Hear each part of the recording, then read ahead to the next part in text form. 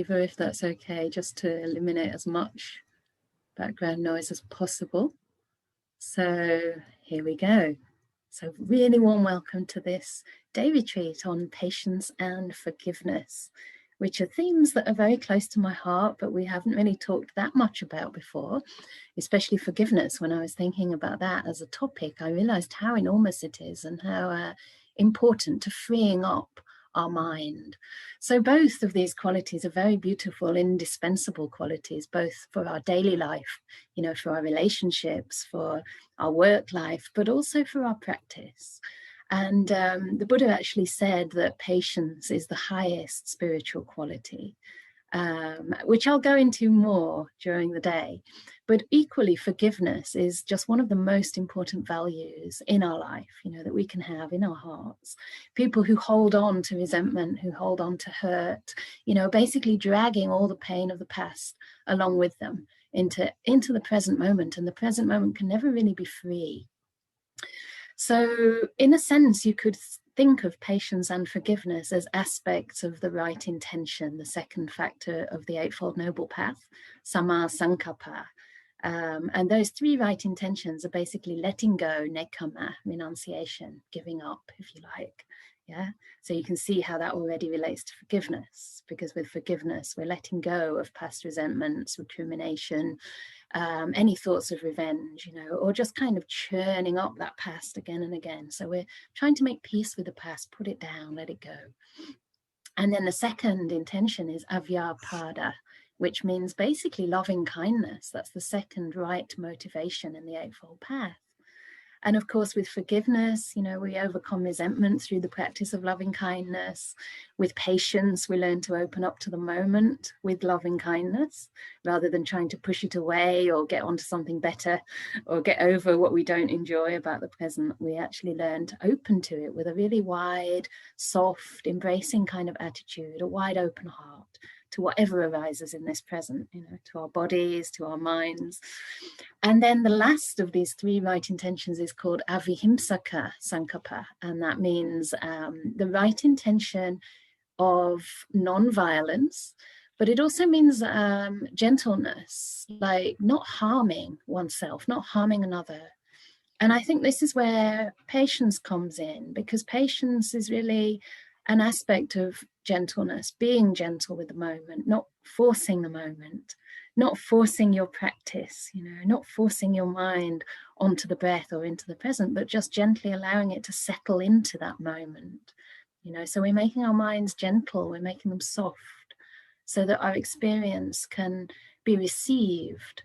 And in a sense, it's like when the mind is soft, the breath or the body sensations or thoughts of loving kindness, whatever your main object of practice is, they can soak into the mind. Yeah. When the mind's kind of hard and tight and it's not gentle, it's demanding, then these objects kind of, they come to the mind and they just bounce off, right? Sometimes you might have noticed when you're practicing with the breath, you go to it too soon or you're trying to force it and it won't stay. It'll come in and it'll just bounce off. It's like trying to put something inside a very hard stone. But when the mind becomes soft and with gentleness, it's like a sponge. It can absorb the breath, and the breath starts to fill up the mind. So we're working with these right attitudes and strengthening those right attitudes. And for that, an understanding of causality is really key, because when we understand that everything that we experience in this present moment is basically, if you like, a result of everything that went before, yeah, everything you've done in your life, all the conditioning of your past, you know, even right down to what you ate for breakfast today, that all manifests now in this here and now. And there's little we can do about it, right? There's very little we can actually do to change it, but what we can influence is the way we respond, the way we relate. So we're always looking for ways to relate to this present moment that lead to a release of suffering. Yeah, they lead to letting go of suffering, actually moving in the direction of peace. Mm-hmm. And so, yeah, patience really helps us to foster peace in that present moment by overcoming the craving, overcoming like this tendency to lean forward, to lean with expectation towards something better. So it helps us to just simply arrive in the present. And through understanding this causality, you know, we learn not to blame ourselves. We know not to blame the situations we're in, but we develop this sense a sense of non-judgment, understanding things have arisen due to causes, and what I can do is just see how I'm reacting to that right now. This is where I can make, if you like, new good karma, right? Because karma really means intention. It is also an action, and we can always make good karma with whatever we're experiencing now. So I like to ask myself, you know, no matter what's arising, like, what is the kindest thing I can do with this moment? And of course, that includes patience and forgiveness, being patient with it, being forgiving. It might not be quite what you want to arise in this moment, but we can forgive the moment's imperfections. Yeah. And in that way, we become more open to seeing it as it really is, rather than pushing it away or trying to make it different. So what is patience, and how does the Buddha define it? We'll go into patience a little bit this morning. This afternoon, we'll go a bit more into forgiveness. Of course, the two overlap. But patience, as I said, is an aspect of non-harm. It's an aspect of being gentle with the moment. And the Buddha said, Kanti Patience, which means patience is the highest of the spiritual qualities. And I think it's important to say that patience doesn't mean tolerance. It doesn't mean endurance, you know, gritting your teeth and kind of, you know, just trying to withstand whatever affliction or difficulty has arisen. And it's certainly not enjoying things in the hope that they'll change. You know, I'll do this meditation so long as I feel better by the end of the day, right? Or I'll give this Dhamma talk so long as people give donations at the end. That's not patience. That's not giving, actually. That's expecting something in return. So we don't stay with things to endure them in the hope that they'll change, but patience is more like actually approving of the moment. In the ordination procedure, when a bhikkhu or a bhikkhuni take the full ordination, they enter into the sangha, the monastic sangha, and the sangha actually receive them saying kamati. It means the sangha consent or approve of the candidate. And the word kamati is related to Kanti Patience. So it's something much more soft, much more gentle than endurance or even tolerance or even patience in a sense. It's more like a consent, an approval, even a welcoming, right? Even a welcoming, and not only of the perfect candidate, but a welcoming no matter who you are. And at the same time, the teacher who ordains you has this immense patience and the wisdom to understand that, you know, they don't just ordain you and leave you to your own devices. They're patient enough to allow the Dhamma to work on you. You know, they don't push you to progress. My own teacher, Ajahn Brahm, has infinite patience. You know, one of the nice similes he uses is like a tree growing in the forest. From day to day, you don't think anything's happening, right? You just look at the tree, it's the same size. Even the plants, sometimes you don't really see them growing, especially during the winter, because it's not the right time for them to grow. But over time, you start to notice that, gosh, the trees really have grown. And it might take 10 or 20 years. I remember there was one time in Bodhinyana Monastery in Perth where somebody, I think the Sangha, or at least some people in that Sangha, decided they should cut down the acacia trees because Ajahn Brahm has really terrible hay fever. And there were loads of acacia trees with a lot of heavy pollen in the spring. So he'd be coughing all the way through his talks and, you know, always just really stuffed up during that hay fever season. So they cut down all these beautiful, huge trees in the forest. It was a little bit controversial. And yeah, it wasn't necessarily the right thing to do. But I remember going in there one year for my rains retreat, and you'd come down the path that entered in, and it was like you could see everywhere. In the past, you couldn't see like the little paths that led to the kutis, but you could see much more. But over the years, going back again and again, bit by bit, they're starting to grow back. You know, they planted loads of trees, of course, probably more trees, to be honest, than were there before. But over the years, they start to grow and fill up the forest again, and the forest starts to look really lush and really fresh. But if you're looking day by day, you'd never notice that. Yeah. There's another simile, I think it's in the Anapanasati Sutta or the commentary to that, I'm not sure, whereby it's like there's this one simile where it says it's like a carpenter with the breath. It's like a carpenter turning the lathe or something. So it's like with precision, you put your attention there in the breath, and bit by bit, it kind of, it's like it carves a groove. You could say it carves a groove in the mind, right? But then there's this other simile where the Buddha likens progress on the path to the handle, say, of an axe or something. You use this axe, I don't know, cutting trees again. This is terrible similes, isn't it? Okay, cutting vines, like Russian vines. We've got some of those here, actually. Russian vines that swamp and suffocate all the other plants. So we're cutting those and we're using this axe and holding the handle. And you think that the axe handle is going to remain, you know, kind of in pristine condition, but over the years it gradually gets worn away. You can't see that day by day, but over time it starts to get the imprint of your hand, right, on the axe handle. So you're not looking for that to happen, but it's just a part of the process. I was reading one of the verses of the early Buddhist nuns this morning. I've got a really beautiful translation here from Bhante Sujato and Jess Walton. That's actually me and Jess on the front. Jess was a bhikkhuni, that's her. And we were walking into Bundanoon, which is about, I forget, maybe 5 miles or so from Santi Forest Monastery. And in here, there are the verses of the enlightened Buddhist nuns of the Buddha's day. And you might think, because there's quite a lot of verses that talk about almost instantaneous enlightenment, right? And you might think, gosh, those women in those days and those bhikkhus also in those days, even lay people, they used to get enlightened just like that. They'd go and hear a Buddha's sermon and, you know, 500 arahats are born at the end of that sermon. And that's one way to look at it. But of course, we never really know all the foundations and the groundwork that had gone before. Most probably these people have been practicing for many, many years, and perhaps even many eons, if you believe, or even if you don't believe, if you can just imagine that they may have been practicing for life after life. So usually it's only that moment of a breakthrough that's recorded. But there is one very nice little poem here, which I'll read, because it also gives me a sense of encouragement and hope.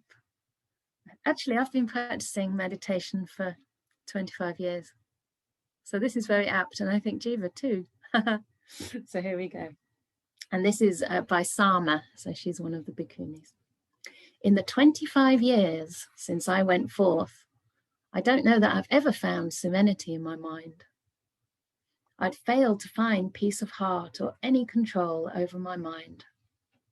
But when I remembered the victor's instructions, that's the Buddha, I was struck with a sense of urgency. Though subject to so many painful things, I have, through my love of diligence, reached the end of craving and fulfilled the Buddha's instructions.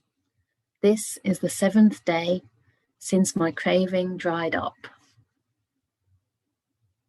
So you see, even with a Buddha present, even, you know, at those times in India, 25 years since going forth. So I'm still okay. I only went forth 14 years ago. And I have had some peace of mind. So we're all doing well if we can get some moments of peace, maybe some, you know, hours of peace. But we don't ask for very much because we really don't know when this process is going to come to completion. It's not up to us, it's up to nature. So what are some of the benefits of patience? And of course, one benefit is that it gives us a commitment, right? It gives us a commitment to whatever we're doing. For example, in my case with the project, if I wasn't committed or if I was really impatient with this, then I would have already given up. It's been 5.5 years and we still don't have a monastery, but that patience and that understanding of causality, having to put all the foundations, the causes and conditions in place, gives me an enormous amount of resilience and patience and equanimity. And because of that, there's some joy. Some joy is going to be there. If we're impatient, our mind becomes very brittle and dry, and we can't enjoy what we already have. We're always looking to improve it or to move on and beyond. So it stops that sense of pushing too hard and consequently burning out, right?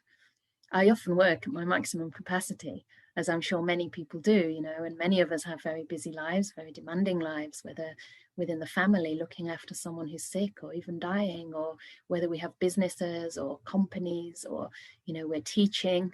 I know one of our community had to teach all her classes over Zoom during the pandemic, which I'm sure is not unusual. And it sounded really tough. She actually said that in some of the classes, everyone had their videos turned off.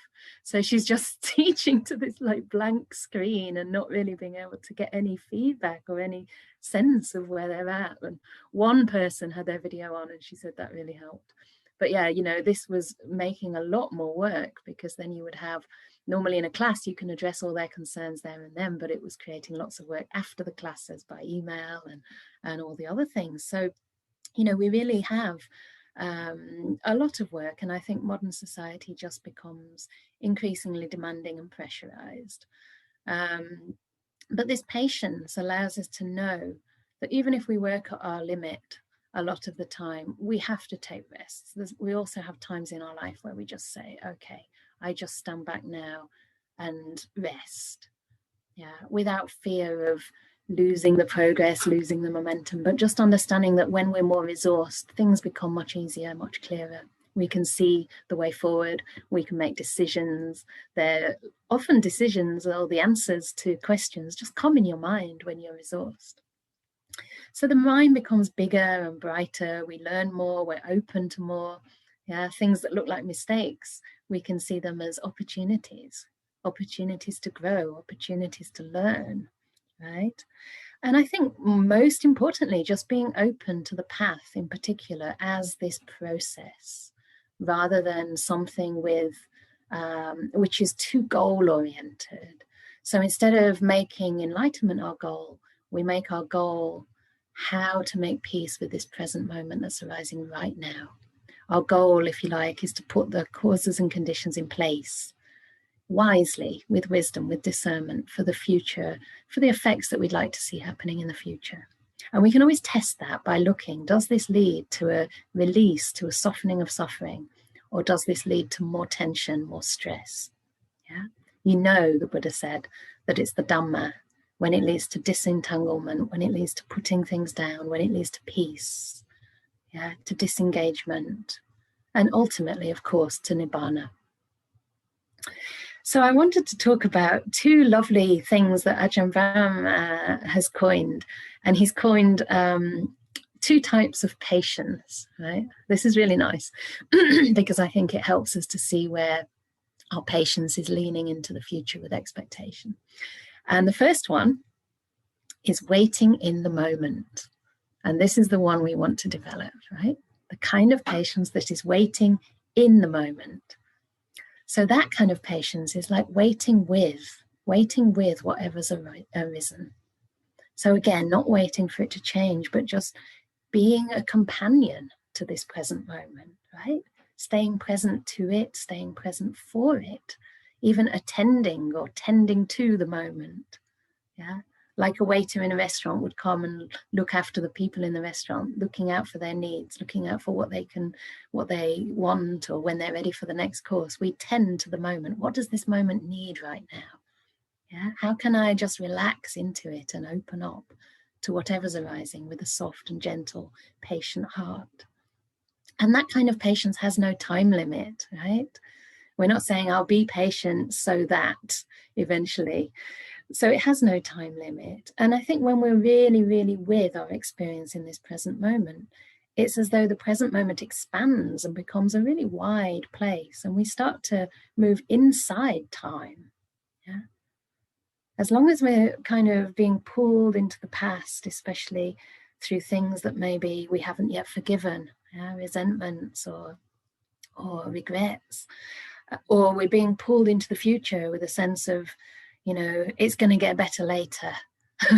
The future always looks brighter than this present moment, but it's just a fantasy. And as long as that's happening, we can't really be present to what's happening now. We miss a lot of the beauty, a lot of the peace.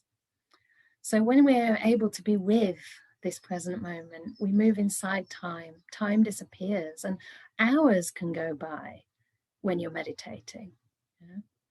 It's really a strange thing when time starts to become malleable and unfixed. Sometimes in a meditation, if you notice that craving gets involved or aversion gets involved, You can be sitting for like 20 minutes and it seems like 2 hours, right? You're just waiting for the bell. I do have a bell, so you won't be waiting indefinitely for bells. But sometimes you think, oh, the teacher's definitely forgotten to ring the bell, right? And that's because you're not being patient with the moment. You're thinking towards the future, even just one step ahead. And other times when you are accepting this moment, you are, peaceful, equanimous, and you're making that your goal, it's amazing. Time can just fly and you think, what happened? It can't be the evening already. I just sat down to meditate at like 2 o'clock and now it's getting dark. That was sometimes my experience on my winter retreat. I'd sit down at like 2 and suddenly it's like 6 o'clock. And I'm like, whoa, what happened? And it was because I'd forgotten about goals. I'd forgotten about getting anywhere. I was just really settled in the present and enjoying each moment. And those moments, I mean, it's not that really there are such things as moments, but it's as if they kind of become just this one long moment, which are really timeless. It's like the whole concept of the past and future just disappear. And you enter a place of silence, where there's much less of a sense of self. Because really it's that craving and aversion constantly creating our past in our mind, because we're never remembering it accurately, and creating our future in our mind. We do it because it engenders a sense of self. It makes us solid, right? If we have nothing but this present moment, then who are we? Where's our history? Where are we trying to get to? And that can be threatening. That can be scary to the sense of self. So in a sense, that patience takes a lot of trust. It takes a lot of courage to surrender to the process unfolding in its own time. So then the opposite of that, of course, is waiting in the future, right? So you think you're being patient, you think you're with the moment, but actually you've just leant a little bit forward into the next moment. And it can be so subtle. A nice simile for that actually is like when you have a camera lens, and it might be one of those big cameras that you have to like twist to get it in focus. And it's like you're sort of in the present, but it's a bit blurred. It's like the present moment becomes a bit sort of smudged into the future. So you're sort of present, but you're anticipating very subtly the next bit. Or you're like assessing where you are now based on the last moment. And at that moment, what we can do is like bring that camera more sharply into focus. So you get a little bit closer to that present and everything just becomes in sharper relief. You can see the colors more clearly. You can see the beauty. You can see all the nuances and subtleties in, say, a beautiful flower. And suddenly it just comes to you very, very beautifully when you're in the present. So we can check, to see if we're just lurching that little bit forward. And it's really interesting because we don't always do that with craving. We sometimes have expectations on the future of failure. Like we sometimes think, okay, I'm not really a good meditator. I'll be in this present moment, but it won't develop. It's not going to develop, I'm not going to get into the breath, or I'm not going to get into the beautiful breath, the breath when the piti starts to arise, the joy starts to arise, because it hasn't happened before, it won't happen today. So we're leaning into the future again with expectation based on the past. And in a way, we're just putting limitations on ourselves, right? We're carrying the past, say, I don't know, you can't even call it a lack of success, right? It's just because you haven't had a certain experience so far, you assume it's not going to happen later on. And so you're not open to that. So I do really like that phrase that comes from Zen, that beginner's mind, thinking of the mind like an empty cup. It's receptive, it's just open. It's ready and waiting to receive. It's not full of all the old kind of stale water or the tea with dust on top. It's actually empty and open to receive each moment as it arises.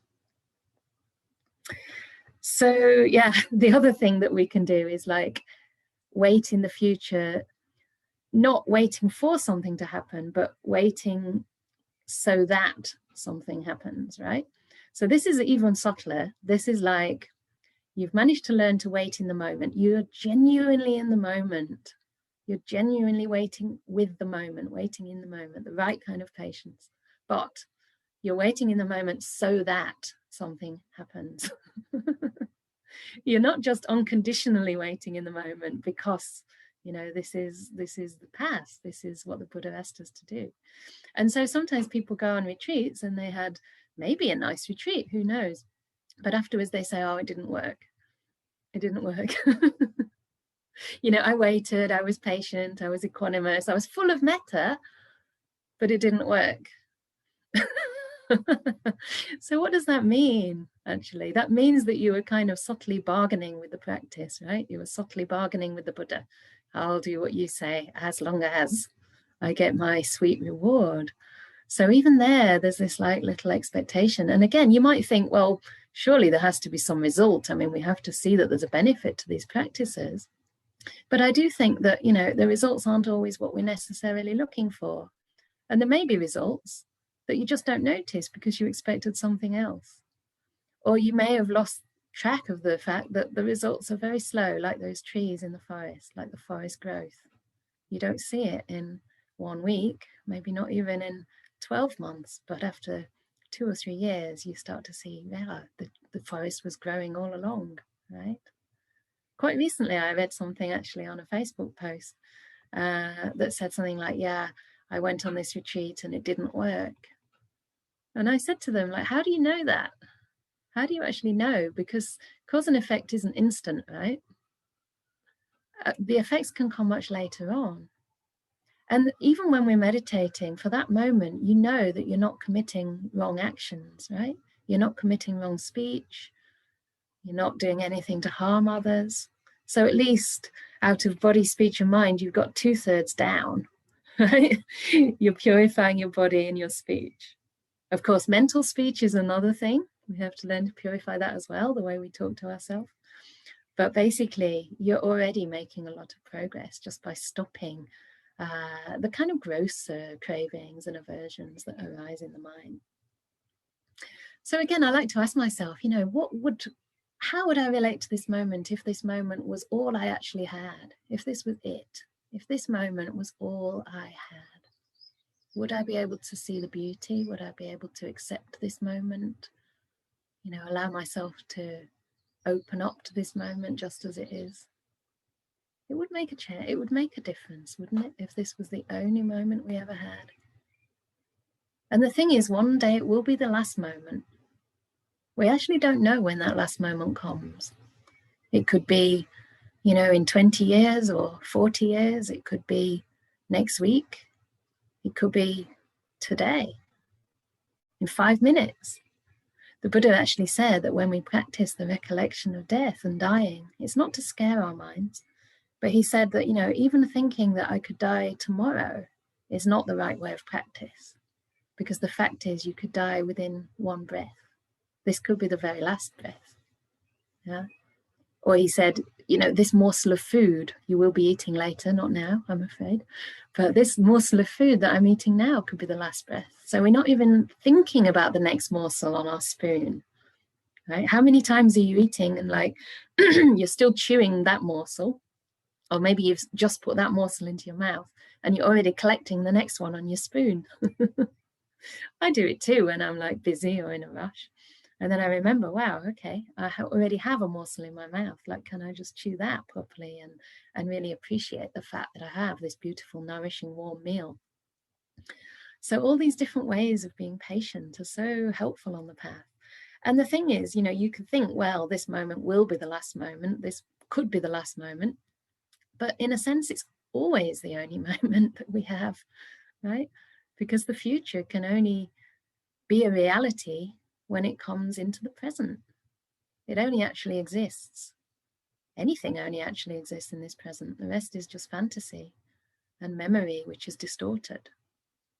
I spoke to one of my best friends recently, and we went to school together from the age of 4. And I'd remembered an incident at school where it was quite a kind of controversial incident, because I'd remembered that there was a naughty person in the class who was always making trouble.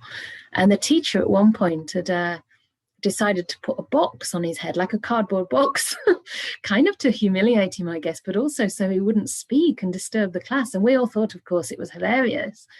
And I was quite convinced it was our English language teacher, who was quite an eccentric character, even though he was a very, very good man, right? And I know this kind of thing nowadays would be quite controversial, to say the least. Maybe abuse, maybe you could see it as some kind of abuse. But I was speaking with my best friend, and she said, no, that's not what happened. He couldn't have done that because that boy wasn't even in his class. Like, he was teaching in senior school, and this other incident happened in junior school. And actually what happened in junior school was that once the teacher had put some tape on this person's mouth, I mean, that's still a bit dodgy, right? So this person had put some tape on his mouth, but then something did happen with that English teacher. But what had happened was that English teacher put a chair on his own head. I don't know why. Like I say, he was eccentric. He'd put a chair on his head once to make a creative point, I guess. So I matched the two things up. The naughty boy with the sticky tape and this teacher with a chair on his head. So in my memory, it was this boy with a box on his head. It's just a crazy example, but I found it really quite telling, you know, as how we can be so sure and actually have a lot of details kind of very vague and then all mixed up. And that's often what happens, isn't it? And then we create all these stories and even resentments and grudges around things that actually never happened. Maybe we're holding grudges towards people who never said what we think they did. It was actually someone else who said it or did it, or it happened to someone else even, right? In a sense, it did happen to someone else because we're not that same person anymore. And they're not that same person anymore. We're always changing. You know, we're just 5 khandas. The body and all the mental aggregates, yeah, perception, feeling, consciousness, and will. And all these things are arising and passing, changing all the time. So how can we be angry with somebody else's consciousness or somebody else's perception that happened, you know, 20 years ago? They don't have that perception now. Maybe they never had that perception. It was just your perception of their perception. So it becomes kind of ridiculous to hold grudges and to feel ill will when we think in this way. So we learn to wait in the moment rather than wait on the future. And the way we can do this is, of course, to start off the path with a very strong foundation of Sila, because by practicing ethics, ethical conduct, you know, kindness, non-harm, patience, forgiveness in terms of our body, speech, and mind, we're eliminating future causes for regret, for remorse. Yeah, we're eliminating the harm that is possible to perpetrate through body and speech, particularly, and the harm that we inflict on our own mind with uncharitable thoughts or impatient thoughts, unforgiving thoughts towards ourselves. So this Sila becomes a foundation, and then the Buddha says the first step in the practice is to establish mindfulness as a priority. So we establish this sense of knowing, this awareness in the present moment with a sense of patience, waiting in this moment, yeah, arriving in this moment, and arriving with a good karma attitude. So we arrive in the moment, but we arrive with loving kindness, with non-ill will, with a sense of letting go, making peace. We arrive with an attitude of patience, an attitude of forgiving whatever faults we find in that present moment. Yeah. So we change our attitudes and perceptions of, for example, what it is we need to develop on the path. Maybe you think you need a better body or better health. Maybe you think that, you know, it's not going to work because this is your first meditation. You needed to have been practicing many years ago. It all came too late in your life. These are just concepts. You know, the only thing you need is this present moment and the right attitude with which to meet that present moment. It's a learning curve, right? We develop that right attitude through cause and effect, through looking at, you know, how is the way that I'm relating to this moment affecting me? Where is it leading me? Is it leading me to peace, or is it leading me to suffering and stress? And then we learn to understand that none of this belongs to a person. None of this belongs to us. Whatever we experience is simply a product of causes and effects, causes and conditions, manifesting in this moment right now. It doesn't belong to us because we don't have control over it. The Buddha said in the Anatta Lakkhana Sutta that if this belonged to us, if our feelings, our emotions, our physical sensations belong to us, then we could say, may those feelings be this way, may they not be that way. But because it's not a self, because it doesn't belong to us, we can't do that. Yeah. And so the implication of that is that we stop trying to control. We're just more able to let things be and to actually have this attitude of opening up with curiosity, with a willingness to learn from the moment. And then another aspect of wisdom, understanding, of course, that none of it belongs to us, that it's just like nature, arising due to causes and passing away when those causes pass away. And also the fact that things do change, right? I remember Ajahn Chah had this little phrase he used to say to people who were upset or angry. He said, just sit down with a clock in front of you and time your anger, see how long it lasts. Because there's definitely going to be a start and even maybe a culmination, like a stage where you just, and then bit by bit it's going to start to calm down and pass away. So sit there with a clock and time it. And of course that brings a bit of humor into it too, so you don't kind of build it by panicking, oh my goodness, this is wrong, this shouldn't be happening to me, I'm such a terrible person, or they're such a terrible person. You just bring that bit of lightness. So anger's arisen, let's see how long it lasts, let's see when it passes away. And I would say that causality or understanding arising and passing goes a lot deeper than that. It's not only understanding that things do change or things will change, but it's also understanding that things are changing all the time. Yeah. Things are changing right now as I'm speaking. I notice now I say it, that I started off this talk having just had a swig of tea, and now I can feel that my mouth's a little bit dry. So my body has changed through this last, half hour or so. Some of you might also have noticed changes. And as soon as you start to contact these feelings inside yourself, you can notice that there's always like a constant change happening. There's a constant change happening, and we need a different response. So we don't become rigid. It's like you might have started meditating in one position and that position doesn't work. So you might want to shift or alter. Or sometimes, you're observing the feelings in the body and you think, oh, this is getting really intense. Maybe I have to change my posture. But sometimes you can just look a little bit more closely at that intensity and you'll see that it's actually quite interesting. There's also some heat. There's also some throbbing or some pulsing. It's actually all in a flux, in a flow. It's not a solidified feeling. It's something that's, literally just in process as we speak. Yeah. And the Buddha likened feeling, Vedana, sensation, he likened it to mustard seeds in a pan, doop, doop, doop, doop, doop, doop, or bubbles on the water, like the rain drops down on a pool or on a river and you see all these little bubbles and they just come and they evaporate straight away. They pop, pop, pop.